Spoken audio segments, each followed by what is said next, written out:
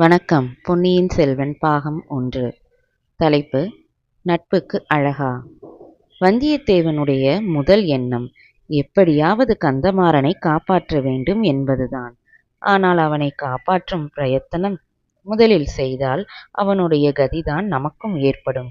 ஆகையால் இந்த கொடூர காவலனை முதலில் சரிப்படுத்த வேண்டும். எனவே பாய்ந்து சென்றவன் காவலனுடைய கழுத்தில் தன்னுடைய ஒரு கையை சுற்றி வளைத்துக் கொண்டான். இன்னொரு கையால் தீவர்த்தியை தட்டிவிட்டான். தீவர்த்தி தரையில் விழுந்தது. அதன் ஒளிப்பிழம்பு சுருங்கி புகை அதிகமாயிற்று. காவலனுடைய கழுத்தை ஒரு இறுக்கு இறுக்கி வந்தியத்தேவன் பலத்தை எல்லாம் பிரயோகித்து அவனை கீழே தள்ளினான். காவலனுடைய தலை சுரங்கப்பாதையின் சுவரில் மோதியது. அவன் கீழே விழுந்தான்.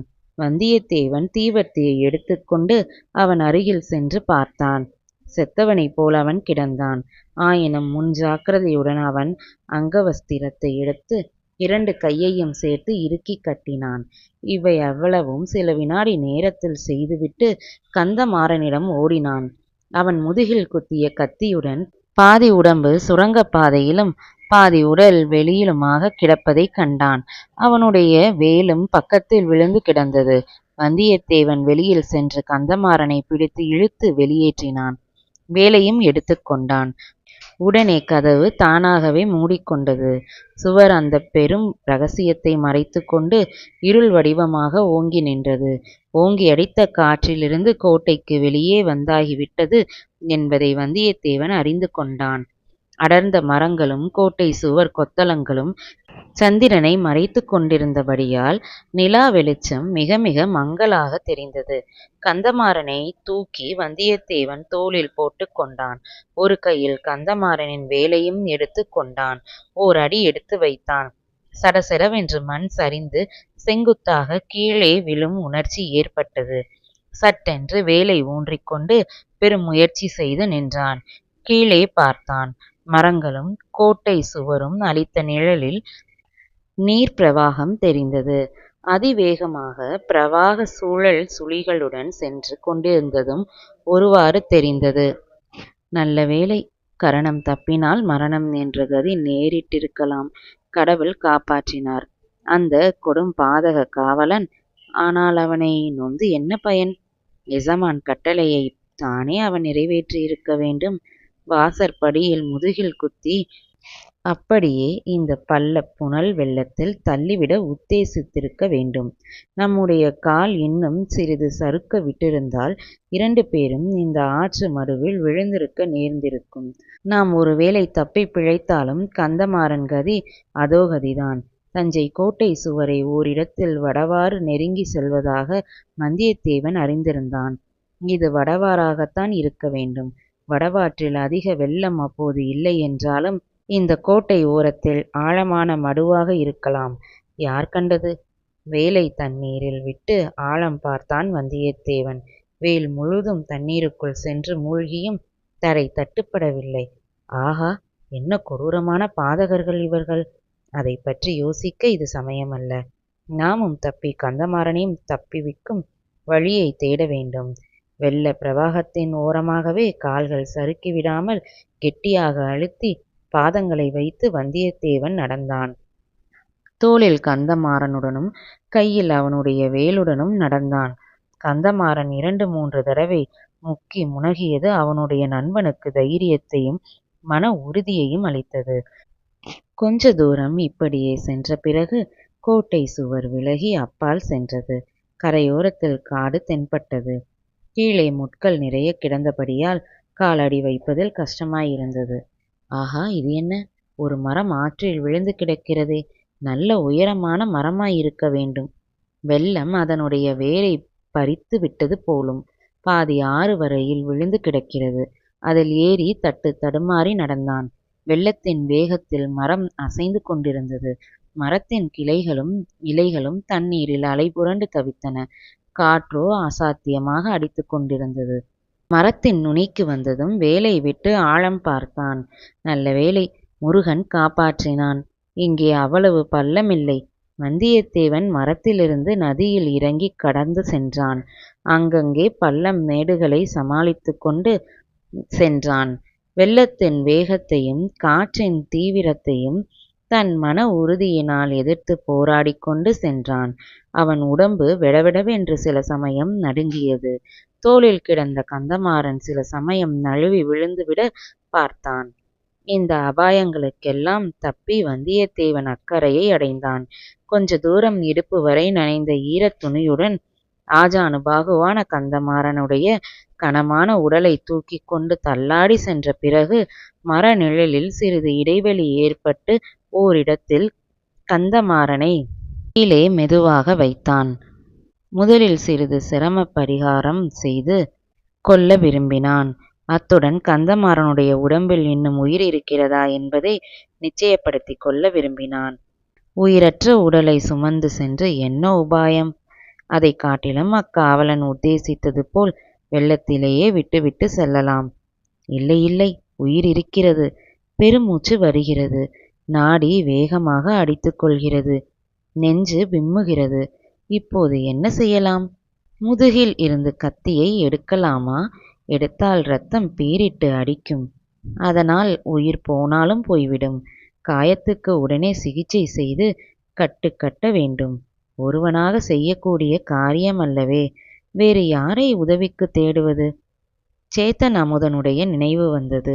அவனுடைய தோட்டமும் வீடும் வடவாற்றின் கரையிலேதான் இருக்கிறது. இங்கே சமீபத்திலேயே இருக்கக்கூடும். எப்படியாவது சேத்தன் அமுதனுடைய வீட்டுக்கு தூக்கி கொண்டு போய் சேர்த்தால் கந்தமாறன் பிழைக்க வழியுண்டு. ஒரு முயற்சி செய்து பார்க்கலாம். கந்தமாறன் மறுபடியும் தூக்க முயன்றபோது அவனுடைய கண்கள் திறப்பதைக் கண்டு வந்தியத்தேவன் வியப்பும் மகிழ்ச்சியும் கொண்டான். கந்தமாறா, நான் யார் தெரிகிறதா என்று கேட்டான். தெரிகிறது, நன்றாக தெரிகிறது. வல்லவரையன் நீ. உன்னைப் போல் அருமையான நண்பனை தெரியாமல் இருக்குமா? மறக்கத்தான் முடியுமா? பின்னால் நின்று முதுகில் குத்தும் ஆப்த சிநேகிதன் அல்லவா நீ? என்றான் கந்தமாறன். வல்லவரையனை இந்த கடைசி வார்த்தைகள் சவுக்கினால் அடிப்பது போலிருந்தது. ஐயோ, நானா உன்னை பின்னாலிருந்து குத்தினேன் என்று ஆரம்பித்தவன் ஏதோ ஞாபகம் வந்து சட்டென்று நிறுத்தினான். நீ குத்தவில்லை. உன் கத்தி என் முதுகை தடவிக் கொடுத்தது. அடப்பாவி, உனக்கல்லவா இந்த சுரங்க வழியில் அவசரமாக கிளம்பினேன். பழுவேட்டரையருடைய ஆட்கள் உன்னை பிடிப்பதற்குள் நான் பிடிப்பதற்காக விரைந்தேன். உன்னை யாரும் எந்தவித உபத்திரமும் செய்யாமல் தடுப்பதற்காக ஓடி வந்தேன். உன்னை தேடி பிடித்து வந்து சின்ன பழுவேட்டரையரின் கோட்டை காவல் படையில் சேர்த்து விடுவதாக சபதம் கூறிவிட்டு வந்தேன். இப்படி உனக்கு நன்மை செய்ய நினைத்த நண்பனுக்கு நீ இவ்வாறு துரோகம் செய்து விட்டாய். இதுதானா நட்புக்கு அழகு? நாம் ஒருவருக்கொருவர் உதவி செய்து கொள்ள வேண்டுமென்று எத்தனை தடவை கையடித்து சத்தியம் செய்து கொடுத்திருக்கிறோம்.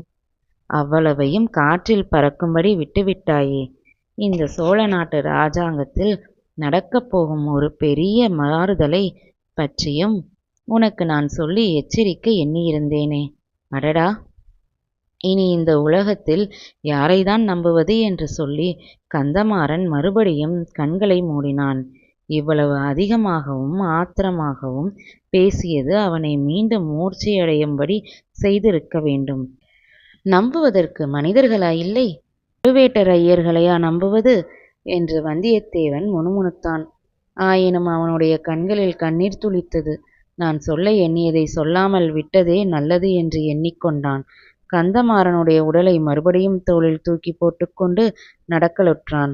இரவில் மலரும் பூக்களின் நறுமணம் குபீரென்று வந்தது. சேத்தன் அமுதனுடைய வீடு சமீபத்தில்தான் இருக்க வேண்டும் என்று அவன் எண்ணியது வீண் போகவில்லை. விரைவில் தோட்டம் வந்தது. ஆனால் அந்த தோட்டம் முதல் நாள் பார்த்ததற்கும் இன்று பார்ப்பதற்கும் எவ்வளவு வித்தியாசம்! அனுமார் அளித்த அசோகவனத்தையும் வானரங்கள் அளித்த மதுவனத்தையும் அத்தோட்டம் அப்போது ஒத்திருந்தது. ஆகா, தன்னை தேடிக்கொண்டு பழுவேட்டரையரின் ஆட்கள் இங்கே வந்திருக்கிறார்கள் போலிருக்கிறது. வந்தவர்கள் இத்தகைய அக்கிரமங்களை செய்துவிட்டு போயிருக்கிறார்கள். அடடா, சேத்தன் அமுதனுடன் அவனுடைய அருமை அன்னையும் எவ்வளவு அரும்பாடுபட்டு இந்த நந்தவனத்தை வளர்த்திருக்க வேண்டும். அவ்வளவும் பாழாய் போய்விட்டதே. நந்தவனம் அழிந்ததில் அனுதாபம் சட்டென்று விலகியது. தன்னுடைய அபாயகரமான நிலைமையை நினைவு வந்தது. ஒற்றர்களும் கோட்டை காவல் வீரர்களும் இங்கே சமீபத்தில் எங்காவது காத்திருந்தால் என்ன செய்வது? அவர்களை ஒரு கை பார்த்து சமாளிக்க வேண்டியதுதான். நல்ல வேளையாக அதோ நமது குதிரை கட்டிய மரத்திலேயே இன்னும் இருக்கிறது. ஒருவேளை தன்னை பிடிப்பதற்காகவே அதை விட்டு வைத்திருக்கலாம். எப்படியிருந்தாலும் என்ன செய்ய முடியும்? இவனை இக்குடிசையில் உள்ள மனிதர்களிடம் ஒப்புவித்துவிட்டு குதிரையில் ஏறி தட்டுவிட்டு வேண்டியதுதான். இங்கே புறப்படும் குதிரை பழையாறை போய்தான் நிற்க வேண்டும். மெல்ல மெல்ல அடிமேல் அடி வைத்து நடந்து குடிசை வாசலை அடைந்தான். வாசல் திண்ணையில் படுத்திருந்த சேத்தன் அமுதனை தட்டி எழுப்பினான். தூக்கி வாரி போட்டுக்கொண்டு எழுந்த அமுதனுடைய வாயை பொத்தினான். பிறகு மெல்லிய குரலில் சொன்னான், தம்பி, நீதான் எனக்கு உதவி செய்ய வேண்டும். பெரிய சங்கடத்தில் அகப்பட்டு கொண்டிருக்கிறேன். இவன் என் அருமை சிநேகிதன், கடம்பூர் சம்புவரையர் மகன் கந்தமாறன். நான் வரும் வழியில் யாரோ இவனை முதுகிலே குத்தி போட்டிருந்தார்கள். எடுத்து வந்தேன் என்றார். படுபாவிகள், முதுகிலே குத்தியிருக்கிறார்களே, எப்பேற்பட்ட சுத்த வீரர்கள் என்றான் அமுதன். பிறகு இவனை என்னால் முடிந்தவரை பார்த்து கொள்கிறேன். இன்று மாலையிலிருந்து கும்பல் கும்பலாக பல வீரர்கள் வந்து உன்னை தேடிவிட்டு போனார்கள். அவர்களால் நந்தவனமே அழிந்து போய்விட்டது. போனாலும் போகட்டும், நீ தப்பி பிழைத்தால் சரி. நல்ல வேளையாக உன் குதிரையை அவர்கள் விட்டு போய்விட்டார்கள். குதிரையில் ஏறி உடனே புறப்படு. அப்படித்தான் என் உத்தேசமும். ஆனால் இவன் உயிரை காப்பாற்ற ஏதேனும் செய்ய வேண்டும். அதை பற்றி உனக்கு கவலை வேண்டாம். என் தாயார் இம்மாதிரி விஷயங்களில் கை தேர்ந்தவள். காயங்களுக்கு சிகிச்சை செய்ய அவளுக்கு நன்றாய் தெரியும் என்று சொல்லி சேத்தன் அமுதன் குடிசையின் கதவை லேசாக 2 தட்டு தட்டினான். உடனே கதவு திறந்தது. சேத்தன் அமுதனுடைய அன்னை வாசற்படியில் நின்றாள். கந்தமாறனை இருவருமாக தூக்கி கொண்டு போய் உள்ளே கூடத்தில் போட்டார்கள். கைவிளக்கின் வெளிச்சத்தில் சேத்தன் அமுதன் தன் அன்னையுடன் சமிக்ஷையினால் பேசினான். அதை அவள் நன்கு அறிந்து கொண்டதாக தோன்றியது. கந்தமாறனை உற்று பார்த்தாள். முதுகில் செருகியிருந்த கத்தியை பார்த்து பிறகு உள்ளே போய் சில பச்சிலை தலைகளையும் பல துணிகளையும் எடுத்துக்கொண்டு வந்தாள். இருவரையும் நிமிர்ந்து பார்த்தாள். கந்தமாறனை சேத்தன் அமுதன் இறுக்கி பிடித்து கொண்டான். முதுகில் இத்தனை நேரமாய் நீட்டிக் கொண்டிருந்த கத்தியை வல்லவரையன் பலங்கொண்டு இழுத்து வெளியேற்றினான். இரத்தம் குபீரென்று வெளிப்பட்டு பாய்ந்தது. உணர்ச்சியற்ற நிலையில் கந்தமாறன் ஓவென்று கத்தினான். வந்தியத்தேவன் அவனது வாயை பொத்தினான். காயத்தை சேத்தன் அமுதன் அமுக்கி பிடித்து கொண்டான். அமுதனுடைய அன்னை பச்சிலை தழைகளை காயத்தில் வைத்து கட்டினாள். கந்தமாறன் மறுபடியும் முக்கி முனகினான். தூரத்தில் திடுதிடுவென்று மனிதர்கள் ஓடிவரும் சத்தம் கேட்டது. போ சீக்கிரம் என்றான் அமுதன். இரத்தக் கரை படிந்த கத்தியையும் வேலையும் கையில் எடுத்து கொண்டான் வந்தியத்தேவன். புறப்பட்டவனை தயங்கி நின்றான். தம்பி, நீ என்னை நம்புகிறாயா என்று கேட்டான். நான் கடவுளை நம்புகிறேன். உன்னிடம் பிரியம் வைத்திருக்கிறேன். எதற்காக கேட்டாய்? எனக்கு ஒரு உதவி செய்ய வேணும். இந்த பக்கத்தில் எனக்கு அவ்வளவாக வழி தெரியாது. அவசரமாக பழையாறைக்கு போக வேண்டும். குந்தவை பிராட்டிக்கு முக்கியமான செய்தி ஒன்று கொண்டு போக வேண்டும். கொஞ்ச தூரம் வழிகாட்டுவதற்கு வருகிறாயா? உடனே சேத்தன் அமுதன் தன் அன்னையிடம் இன்னும் ஏதோ ஜாடையாக சொன்னான். இதெல்லாம் அவள் அதிக வியப்பு அடைந்ததாக தோன்றவில்லை. போய் வரும்படி சமிக்ஷையினால் தெரிவித்தாள். காயம் பட்டவனை தான் கவனித்துக் கொள்வதாகவும் ஜாடை காட்டினாள். சேத்தன் தேவனும் புறப்பட்டு சென்றார்கள். முதலில் தேவனும் பின்னால் சேத்தனும் குதிரை மேல் ஏறிக்கொண்டார்கள். குதிரையின் சத்தம் கேளாதபடி மெதுவாகவே செலுத்தினான் வந்தியத்தேவன். சற்று தூரம் போன பிறகு தட்டிவிட்டான். குதிரை பாய்ச்சலில் பீத்து கொண்டு சென்றது. குதிரை புறப்பட்டு அதே நேரத்தில் 5-6 வீரர்கள் குடிசைக்கு வந்து சேர்ந்தார்கள். கதவை தடதடவென்று தட்டினார்கள். அமுதனின் தாய் கதவை திறந்தாள். வாசற்படியில் நின்றாள். இங்கே என்னவோ கூச்சல் கேட்டதே, அது என்ன என்று இறைந்தான் ஒரு வீரன். அமுதனின் அன்னை ஏதோ உளறி குளறினாள். இந்த செவிட்டு ஊமையிடம் பேசி என்ன பயன்? உள்ளே போய் பார்க்கலாம் என்றான் ஒருவன். இவள் வழிமறித்து கொண்டு நிற்கிறாளே, அந்த பூக்குடலை பையன் எங்கே போனான்? ஊமையை தள்ளிவிட்டு உள்ளே நுழையுங்களடா. சேத்தன் அமுதனுடைய தாயார் மேலும் ஊமை பாஷையில் ஏதேதோ கத்தினாள். தன்னை தள்ள முயன்ற வீரனை அவள் தள்ளிவிட்டு கதவை தாளிட பார்த்தாள். 4-5 பேராக கதவை பிடித்து தள்ளி சாத்த முடியாதபடி செய்தார்கள். அமுதனுடைய தாய் இன்னும் உரக்க கூச்சல் புலப்பலுடன் திடீரென்று கதவை விட்டாள்.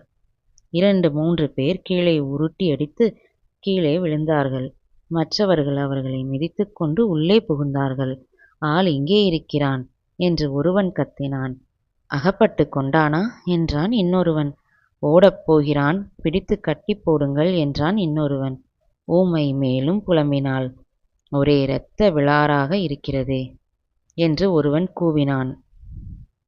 ஊமை கை விளக்கை தூக்கி பிடித்து கீழே கிடந்தவனை சுட்டிக்காட்டி பே என்றாள்.